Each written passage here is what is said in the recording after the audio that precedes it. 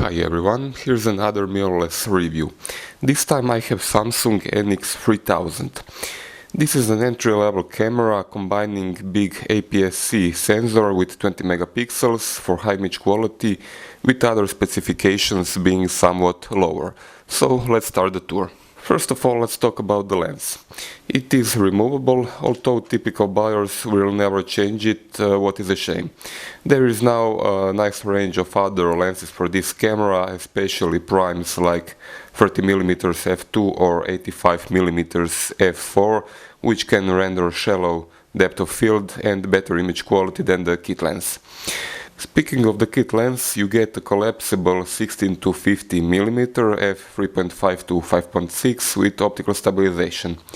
This is 24 to 75mm in 35mm equivalent. It is made from plastic, including lens mount. I know this looks like metal, but is also plastic. But it is very tightly assembled. I've seen way worse. You can zoom using this ring, which also doubles as manual focus, or using these plus and minus buttons. And the good thing is that you can adjust the speed of zoom action when using buttons in 3 levels.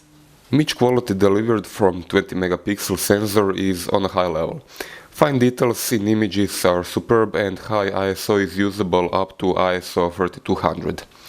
There is basically no difference in image quality between NX3000 or any other mirrorless or DSLR camera with the same sized sensor. On default settings, images have somewhat muted colors, what is great for post-processing, but you can fine-tune them in camera using this so-called picture wizard. You get the usual options like vivid, portrait, landscape and so on. Build quality is okay, but with some compromises. Although NX3000 is completely made from plastic, it is very well assembled together. The thing I did not like about it is the material they used on the back in the thumb rest and also on the front of the camera on the grip. It looks like some sort of leather, but this is actually cheap plastic that is very slippery to hold. Buttons on the back are small but have perceptible click when pressed. And also the main dial has nice clicks when it is rotated. On the right side you can see connectors. NX3000 has micro HDMI and micro USB. Micro USB is also used for charging. You charge the battery inside the camera using this standard AC adapter. On the bottom you can see tripod mount, which is very close to the battery compartment, so you cannot access battery when the camera is on a tripod.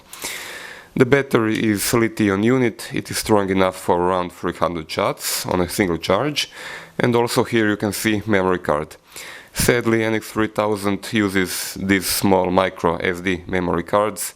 They are really problematic to use since they are so small. LCD screen has 3 inches diagonal and 460,000 dots. Viewing angles are excellent, but bigger dot count would have been nice. You can see this is not the best possible image quality. The screen is tiltable to selfie position, but there is no touch control. This is very strange for Samsung cameras. Most important shooting settings are adjusted using quick menu. You recall it by pressing the FM button. Also, this is the main menu system. It is identical to other Samsung cameras. If you've seen one, you know how this one looks like.